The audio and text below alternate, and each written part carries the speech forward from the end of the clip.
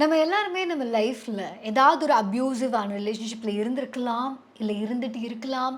அப்பல்லாம் பொதுவா வெளியிலேருந்து வரக்கூடிய கமெண்ட் என்னவா இருக்கும்? நம்மளே கமெண்ட் பண்ணியிருப்போம் ஜென்ரலா. எப்படின்னா, "இவ்ளோ அறிவானவங்களா இருக்காங்க. இவ்ளோ படிச்சிருக்க. அப்புறம் எப்படி போய் இப்படி ஒரு பெர்சன கல்யாணம் பண்ண? இல்ல இப்படி ஒரு ஒரு ரிலேஷன்ஷிப்ல எப்படி மாட்டின?" இந்த மாதிரியான கேள்விகள் ரொம்ப நார்மலா வரும். பட் இதையும் மீறி இந்த மாதிரி ஒரு அன்ஹேப்பியான ரிலேஷன்ஷிப், இல்ல ஒரு அன்ஹேப்பியான மேரேஜ்ல ஒரு பெர்சன் இருக்காங்க. எஸ்பெஷலி ஒரு பெண் இருக்காங்க அப்படின்னா, ஏன் நம்ம அந்த மாரி ரிலேஷன்ஷிப்ல இருக்கோம்? அண்ட் அந்த மாரி ரிலேஷன்ஷிப்ல இருந்து நம்ம வெளில வரணும்னு நெனச்சாலும் ஏன் வர முடிய மாட்டேங்குது? அத தாண்டி இவங்க மேல இருக்க கோவத்த காமிக்கணும் அப்படின்னாலுமே, அந்த கோவத்த அவங்க மேல காமிக்கிறதுக்கு பதிலா, செல்ஃப் டிஸ்ட்ரக்ஷன்ல ஏன் பண்றோம்? இந்த மாதிரியான பல கேள்விகளுக்கான பதிலா, கே.ஆர். மீரா எழுதியிருக்கிற இந்த புக் இருக்கு. இது வந்து மலையாளத்தில எழுதப்பட்ட ஒரு நாவல். அத வந்து தமிழாக்கம் பண்ணியிருக்காங்க. ஸோ, மீரா சாது அப்படிங்கிற அந்த ஒரு பெயருக்கு முதல்ல காரணம் என்ன அப்படின்னா, டெல்லியிலேருந்து கொஞ்சம் தூரம் தள்ளி விருந்தாவன் அப்படின்னு ஒரு இடம் இருக்கு. அத வந்து சிட்டி ஆஃப் விடோஸ் அப்படின்னு சொல்லுவாங்க. ஸோ, இங்க கணவரை இழந்த பெண்கள் அவங்கலாம் வந்து விடோ ஆனதுக்கு அப்புறமா நெறைய பேர் அங்க அந்த ஒரே சிட்டிக்கு வராங்க அப்படிங்கிறதுனால, எஸ்பெஷலி விருந்தாவன்ல தான் கிருஷ்ணர் வந்து அவருடைய பால்ய காலத்த வந்து வளர்ந்தது. இது எல்லாமே அங்க அப்படிங்கிறதுனால, அந்த சிட்டிக்கே வந்து ஒரு கிருஷ்ணருடைய ஸ்பெஷாலிட்டி இருக்கிறனால அது விருந்தாவனம்னும், அந்த இடத்துல நிறைய இந்த மாதிரியான விதவைகள்லாம் அங்க போய் வாழும்போது, அவங்கள வந்து மீராபாய் அப்படின்னு சொல்றாங்க. ஸோ அவங்க வந்து தன்னோட வாழ்க்கையில இருக்கிற மீதி இருக்கிற வருஷங்கள வந்து கடவுளுக்காக அர்ப்பணிச்சு பஜன்ஸ் பாடி, அந்த மாதிரி அவங்களுடைய மீதி காலத்த போக்குறதுக்கான ஒரு இடமா, அந்த இடம் இன்னுமே இருக்கு. ஸோ இந்த இடத்துல ஒரு பெண் போறாங்க. பட் அவங்களுடைய கணவர் இறக்கல. ஸோ அவங்க விடோ இல்ல. ஆனா, ஒரு டாக்ஸிக்கான ஒரு பெர்சன், அந்த பெர்சனோட கல்யாணத்தில இவங்க பல வருஷம் ட்ராவல் பண்ணியிருப்பாங்க. நெறைய ரெட் ஃபிளாக்ஸ் இருந்திருக்கும். பட் இது எல்லாத்தையுமே தாண்டி, அவங்கனால அந்த பெர்சன விட்டு வெளியில வர முடியாம, ஃபைனலி அந்த பெர்சன வந்து she will consider him dead. சரி அவங்க இறந்துட்டாங்க அப்படின்னு சொல்லி, அவங்களோட புது ஐடென்டிட்டிய தேடி இந்த இடத்துக்கு வருவாங்க மீரா சாதுவா. மாதவன் முதலிரவில் பேசியது போன்று கிசுகிசுத்தான். அவனுடைய மீசை முடிகள் காதில் உரசின. நான் கிச்சு கிச்சு மூண்டு சிரித்தேன். கண்களை திறந்தபோது மொட்டை தலையும் உடலுக்கு பொருந்தாத ஜீன்ஸும் கசங்கிய சட்டையும் உடுத்தி நின்று கொண்டு நான் கிச்சு கிச்சு மூண்டு சிரித்து கொண்டிருந்தேன். நான் முட்டாளானேன். பட் ஒரிஜினலாக பார்த்தோம்னா இந்த மாதிரி இந்த சிட்டி ஆஃப் விடோஸ் இந்த விருந்தாவனில் எப்படி இருக்கும் அப்படின்னா, ஒரு இதில் இதில் 10,000ன்னு சொல்கிறாங்க. இல்லைன்னா ஒரு 6,000 7,000 இந்த அளவுக்கான விதவைகள் அங்கே இருப்பாங்களாம். ஸோ அதில் ஒருவேளை விதவையா இல்லாம ஒரு கன்னி பெண்ணா இருக்காங்க. பட் கல்யாணம் பண்ணிக்கல. இந்த மாரி இருக்காங்கன்னா, அவங்கள வந்து ராதாபாய் அப்படின்னு சொல்லுவாங்களாம். ஸோ மீரா சாதுவா, ராதாபாயான்னு கேட்கும்போது, இவங்க எழுதின அந்த இந்த கேரக்டர், மெயின் கேரக்டர் அவங்க பேர் வந்து துளசி. அந்த துளசி வந்து அந்த நகருக்கு போம்போது என்னன்னு சொல்லுவாங்கன்னா, எனக்கு ராது ராதா வந்து நெறைய பேர். அவங்களுக்கு வந்து கோபியர்கள்னு பார்க்கும்போது அவங்களுக்கு அத்தன பேர் இருக்காங்க கிருஷ்ணருக்கு. எனக்கு வந்து ஒன் ஆஃப் த கோபியரா இருக்கணும்னு ஆசை இல்ல. ஸோ எனக்கு ராதா வேணாம். மீராபாய் வந்து ஒருத்தங்க தான். ஸோ நான் வந்து மீராவா இருக்கணும்னு தான் ஆசைப்படுறேன். அதுதான் என்னோட ஐடென்டிட்டியா இருக்கணும்னு ஆசைப்படுறேன்னு சொல்லிட்டு, அவங்க அங்க மீராவா தன்னோட லைஃப்ப கன்டின்யூ பண்ணுவாங்க. பட் அவங்களுடைய தோற்றம் வேணா மாறியிருக்கலாம். மொட்டை அடிச்சிருப்பாங்க. அண்ட் அவங்க வந்து சேவையெல்லாம் செய்வாங்க. அது எல்லாம் இருக்கலாம். ஆனா மனசுக்குள்ள ஒரு வலி. அவங்க செஞ்சுட்டு வந்த தப்பும், அவங்க அவ்ளோ நாள் மறக்க முடியாம நெனச்ச அவங்களுடைய கணவரையும், அந்த ஒரு எண்ணங்களையும் அவங்களால வந்து தவிர்க்கவே முடியாது. ஸோ என்னதான் வெளியில மாறியிருந்தாலும், உள்ள அவங்களுக்குள்ள இருக்க அந்த வெஞ்சன்ஸ் அப்படிங்கிறது ஸ்ட்ராங்கா இருக்கும். இந்த வெஞ்சன்ஸ்க்கான காரணம் என்ன? இப்ப மின்னலை படம் நம்ம பார்த்தோம் இல்லையா? ஸோ இப்போ வந்து ரீமாசனுக்கு வந்து அபாஸா இல்ல மாதவனா அப்படி கல்யாணம் பண்ற டைம் வரும்போது, ரீமாசன் என்ன சொல்லுவாங்க? "கண்ண மூடி பார்த்தேன்.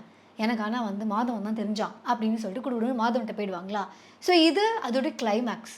பட் இந்த கதை எப்படி ஆரம்பிக்கும்னா, இதே மாரியே துளசிக்கு வந்து வினய்ன்னு ஒரு மாப்பிள்ளை அ முடிவு பண்ணியிருப்பாங்க. என்கேஜ்மெண்ட் நடந்திருக்கும். உங்களுக்கு கல்யாணம் நடக்க போற அந்த ஒரு டைம்ல, இவங்களுக்கு வந்து மாதவன் அகைன் அவங்க வந்து அந்த கிருஷ்ணர ஞாபகப்படுத்தி தான் எழுதியிருக்காங்க. ஸோ மாதவன் அப்படின்னு ஒரு கேரக்டர் அவங்க மீட் பண்றாங்க.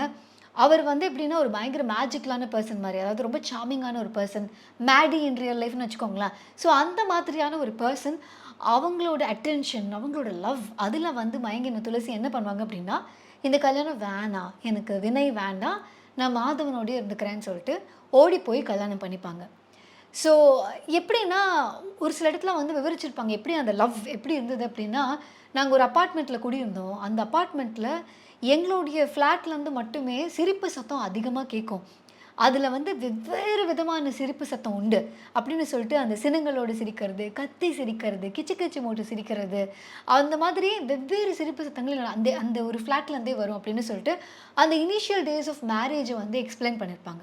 ஃப்ளாட்டில் என் சிரிப்புகள் உயர்ந்தன. எத்தனை விதமான சிரிப்புகள், புன்னகைகள், அடக்கமான சிரிப்புகள், கிச்சு கிச்சு மூட்டிய சிரிப்புகள், வெடிச்சிரிப்புகள், மூச்சு முட்டும் சிரிப்புகள், சிரித்து சிரித்து குழைந்து கண்கள் நிறையும். களைத்து போய் படுத்திருக்கும் போது அவனுக்கு காமம் விழித்து கொள்ளும். பட் இவ்வளோ சாமிங்காக இருக்கிற மாதவன் இவங்களுக்கு மட்டுமே சாமிங்கான ஒரு பர்சன் கிடையாது.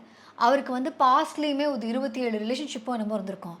அண்ட் அது அப்போ தான் அதோடு முடிஞ்சிருக்கும். இனிமேல் அவர் அப்படி இல்லை அப்படிங்கிற மாதிரி இவங்க நினச்சிருப்பாங்க. பட் அது இன்னும் கண்டினியூ ஆகுதுன்னு தெரியும் போதும், இல்லை அந்த பாஸ்ட் லைஃப்பில் இருந்து, அதாவது பாஸ்ட் ரிலேஷன்ஷிப்பில் இருக்கிற பீப்புள் வந்து மறுபடியும் வீடு தேடி வரும்போதும் இவங்களுக்கு இந்த ரிலேஷன்ஷிப் எப்படி ஹேண்டில் பண்ணுறதுன்னு தெரியல. ஆக்சுவலாக ரொம்ப லாஜிக்கலாக யோசிச்சு பார்த்தா, நீ அப்போ எனக்கு ட்ரூவாக இல்லை அப்படின்னு சொல்லி விட்டுட்டு போயிடணும். இல்லை, இந்த பர்சன் கூட நம்ம குழந்தை பெற்றிருக்கோம், இந்த குழந்தைங்களுக்கு இவர் லாயலாக இல்லை, ஒரு ஃபேமிலி செட்டப்புக்கு இவர் ப்ராப்பராக இல்லைன்னு சொல்லி வெளில போயிடணும். இதெல்லாம் லாஜிக்கலாக யோசிக்கிற விஷயம். பட் டீப் டவுன் பயங்கரமாக க்ரேஸியாக லவ் பண்ண ஆரம்பிச்சு இப்போ வந்து அந்த பர்சன் பண்ணுற தவறுகள் எதுவுமே அவங்களால வந்து தட்டி கேட்க முடியல. அவங்க சொல்லியிருப்பாங்க, ஒரு சில இடத்துல இந்த கேள்வி கேட்கணும்னு தோணாது, ஆனால் இந்த கேள்வி எல்லாம் என் வாய்க்குள்ளேயே தான் இருக்கும். இதை கேட்டால் அவனுக்கு வந்து கஷ்டமாக இருக்குமோன்னு ஒரு பயம் இருக்கும். இது வந்து இந்த ஒரு டாக்ஸிக் ரிலேஷன்ஷிப்புக்குள்ளே நம்மளால் நமக்கு தோன்றதை கேட்க முடியாது, நமக்கு தப்புன்னு பட்டாலும் அவங்க கிட்ட பேச முடியாதுங்கிற ஒரு ஸ்பேஸ் இருக்கும்ல. ஸோ அதை பற்றி அவங்க எழுதியிருப்பாங்க. ஸோ குழந்தைங்க இருக்குது, எல்லாம் இருக்குது. ஆனால் இந்த ரிலேஷன்ஷிப்பில் நான் எதிர்பார்த்தது இல்லை. ஸோ நான் வந்து அங்கே வினயை விட்டு வந்த வினயும் நல்லா தான் இருந்தான். பட் இவர் மாதிரி hidden sweep her off the feet அப்படிங்கிற மாதிரி ஒன்று இருக்கும். ஸோ அதனால் இவங்களுக்கு எப்படி இருக்கும்னா, இப்போ நான் தான் இதை சூஸ் பண்ணேன், ஐ ஷுட் லிவ் வித் இட்னு சொல்லிட்டு இந்த டாக்ஸிக் ரிலேஷன்ஷிப்லேருந்து அவங்க வெளியில் வரவே மாட்டாங்க. பட் ஒரு பாயிண்ட்டுக்கு மேலே இவங்களால வந்து பொறுமையாக இருக்க முடியாது. அந்த நேரத்தில் மீரா என்ன முடிவு எடுக்கிறாங்க, மீரா கிடையாது துளசி, பட் துளசி என்ன முடிவு எடுக்கிறாங்க. ஸோ ஒரு கோவம்னா என்ன பண்ணுவோம், தட்டி கேட்கலாம், சத்தம் போடலாம், சண்டை போடலாம், அடிக்கலாம், பிடிக்கலாம். இது எல்லாம் வந்து நம்ம பார்த்துருக்கோம் இது வரைக்கும் ஒரு வெஞ்சன்ஸ் அப்படின்னு பார்த்தா. பட் இவங்க என்ன பண்ணுவாங்கன்னா ஒரு செல்ஃப் டிஸ்ட்ரக்ஷனுக்குள்ளே போயிடுவாங்க. இது வந்து நிறைய விமன் பண்ணக்கூடிய விஷயம். நீ அப்படியா என்னை பார்த்துக்க, நானும் என்னை பார்த்துக்க மாட்டேன், நீ பார்க்கலாம், நீ என்ன தான் பண்ணுறேன்னு பார்க்கலாம் அப்படிங்கிற ஒரு தாட்டுக்கு போகிற. அப்போ நான் சாப்பிட மாட்டேன், அப்போ நான் இது பண்ண மாட்டேன். பட் இது யாருக்கு லாஸு? எண்ட் ஆஃப் த டே நமக்கு பிடிச்சவங்க, இல்லை நமக்கு ஒரு காலத்தில் பிடிச்சவங்க அவங்களே இல்லை அப்படின்னா அது ஏன் நம்மளால் தாண்டி வர முடியல? அந்தளவுக்கு நம்ம செல்ஃபை லூஸ் பண்ணிட்டோம் அப்படின்னா, அந்த செல்ஃபை ஆல்ரெடி லூஸ் பண்ணிட்டோம், இதுக்கப்புறம் அதை டிஸ்ட்ராக்ட் வேறு பண்ணி என்ன பண்ண போகிறோம் அப்படிங்கிற கேள்விகள் நமக்கு இருக்கும். ஸோ அந்த மாதிரியான ஒரு டிரான்சிஷன் பீரியடில் தான் துளசி இருப்பாங்க. பார்க்கும் இடத்திலெல்லாம் மாதவனை கண்டேன். பிரியமில்லாமல் எதற்காக அவன் என்னை ஏற்றுக்கொண்டான்? அவனுக்கு நான் யாராக இருந்தேன்? பயன்படுத்தி விட்டு தூக்கி எறியப்பட்ட மண்குடம், அது சிதறிப்போனது. சில்லுகள் பல பக்கங்களிலும் தெரித்தன. இனி ஒருபோதும் அதற்கு பழைய உருவம் இல்லை, இருப்பு இல்லை. இனி ஒருபோதும் அது நிறைதலை அறிய போவதில்லை. ஸோ இதுக்கப்புறம் துளசியோட லைஃப் எப்படி மாறுது? ஸோ தன் கனவை வேண்டாம், தன்னோட குழந்தைகள் வேண்டாம், திரும்ப வந்து பேரண்ட்ஸ் கிட்ட போய் அப்பா கூட கொஞ்ச நாள் இருப்பாங்க.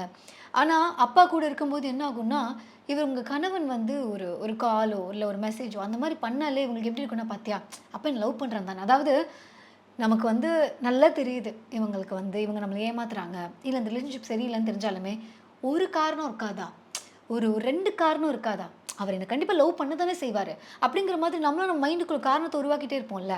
ஸோ அந்த மாதிரி இவங்களும் வந்து தன்னோட காரணத்தை உருவாக்கிட்டு அந்த ரிலேஷன்ஷிப்பில் மறுபடியும் சஸ்டெயின் பண்ண தான் ட்ரை பண்ணுவாங்க. But finally she takes a கால்.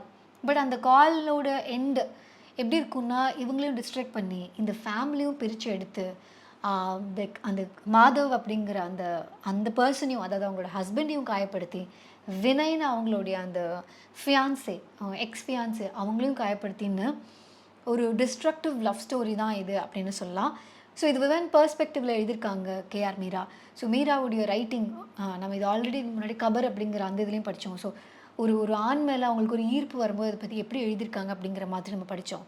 அதே மாதிரி இப்போ கேஆர் மீரா இது எழுதும்போதும் குழந்த பால் குடிச்சிக்கிட்டு இருக்கோம், பட் இவங்க மைண்டில் வேறு ஏதோ ஒன்று ஓடிட்டுருக்கோம். ஸோ ஒரு விமனாக ஒரு ஹார்ட் பிரேக் நடக்கும்போது ஒரு மதராக அதை எப்படி அவங்க பார்க்குறாங்க. குழந்தைக்கு வந்து ஹஸ்பண்டோட சாயல் அவ்வளோ இருக்கும், ஹஸ்பண்ட் மேலே அவ்வளோ கோவம், குழந்தை மேலே அவ்வளோ பாசம். ஆனால் குழந்தைய பார்க்கும்போதெல்லாம் ஹஸ்பண்ட் ஞாபகம் வரும். ஸோ இந்த மாதிரியான அந்த காம்ப்ளிகேட்டட் விஷயங்கள் அதெல்லாம் வந்து இதில் எழுதியிருப்பாங்க. ஸோ என்ன ஆச்சு துளசியோட வாழ்க்கையில், நடுவில் அவங்கள மீரான்னு நான் அட்ரஸ் பண்ணியிருந்திருப்பேன். பட் அவங்க மீரா பாயா அவங்களோட கடைசி காலத்தை கழிக்கணும் அப்படின்னு ஆசைப்படுவாங்க. அண்ட் முக்கியமாக விருந்தாவனில் இறங்கினோடனே அவங்க சொல்லுவாங்க, இதுவும் பொய், இதுவும் ஒரு ஏமாற்றம். பிருந்தாவனம்னு சொன்னால் நமக்கு எப்படி மண்டையில் ஒன்று ஒரு ஒரு விஷுவல் இருக்குது, அந்த மாதிரி அந்த ஏரியா இருக்காது. ரொம்ப அழுக்கு படிஞ்ச சுவர், அந்த மாதிரி ஒரு இடத்துல அவங்க தங்கியிருப்பாங்க.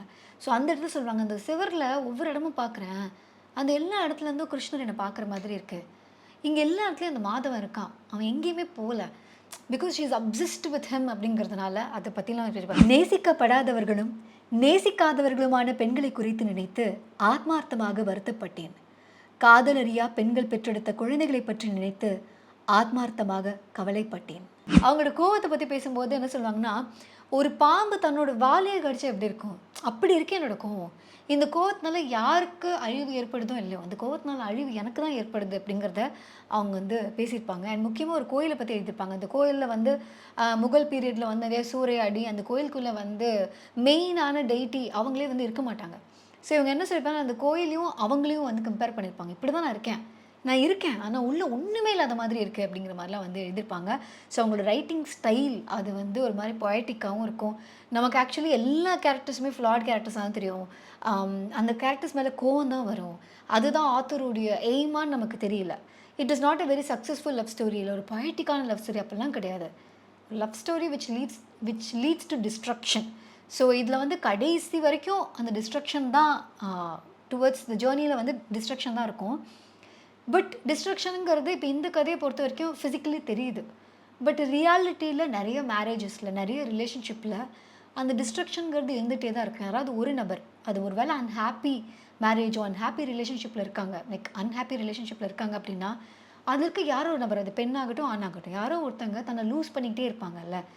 ஸோ அந்த losing your self, but for what, எதுக்காக, ஃபார் நத்திங்னு இருக்கும்போது ஒரு ஒரு ஆதங்கம், ஒரு கோவம் அதெல்லாம் இருக்கும்ல. ஸோ அதுதான் இந்த புக்குடைய ஃபீல். ரொம்ப சின்ன புக் தான். இந்த புக் நீங்கள் வாங்கி படிக்கணும்னு ஆசைப்பட்டீங்கன்னா இதுக்கான லிங்க் கீழே இருக்குது. மீரா சாது பை கேஆர் மீரா. இந்த வீடியோ உங்களுக்கு பிடிச்சிருந்தா லைக் பண்ணுங்கள். அண்ட் இவங்களுடைய புக்ஸ் உங்களுக்கு வேறு எதாவது பிடிச்சிருந்தாலும் சரி, இல்லை வேறு எதாவது புக் ரெக்கமெண்ட் பண்ணணுன்னா கமெண்ட் பண்ணுங்கள். மற்றவங்களுக்கு இந்த வீடியோ ஷேர் பண்ணுங்கள். thebookshop.in இதே மாதிரி நிறைய புக்கர்ஸ் வந்து நம்ம ரிவ்யூ பண்ணியிருக்கோம். ஸோ அதில் பல ஜானர்ஸ் இருக்குது, நீங்கள் அதை எக்ஸ்ப்ளோர் பண்ணி பார்க்கலாம். என்கிட்ட எதாவது ஷேர் பண்ணணும் அப்படின்னு நினச்சிங்கன்னா கூட ஆர்ஜி ஆனந்தி ஆகிய என்ன ஃபேஸ்புக், இன்ஸ்டாகிராம், ட்விட்டர் மாதிரி நீங்கள் வந்து ஃபாலோ பண்ணலாம், இன்பாக்ஸ் பண்ணலாம். இல்லை thebookshop.in புக் ரெக்கமெண்டேஷன்ஸை நீங்கள் சஜஸ்ட் பண்ணலாம். இவ்வளோ நேரம் நான் பேசின விஷயங்கள்லாம் பாட்காஸ்ட்டாக கேட்கணும் அப்படின்னா ஸ்பாட்டிஃபைல, கூகுள் பாட்காஸ்ட்டில், அப்புறம் வந்து ஆப்பிள் பாட்காஸ்ட்டில், ஜியோ செவன்லேருந்து எல்லா ஆடியோ ஸ்ட்ரீமிங் பிளாட்ஃபார்ம்ஸ்லேயும் புக் ஷோ ஆடியோ பாட்காஸ்ட் நீங்கள் கேட்கலாம். ஓகே, பாய்.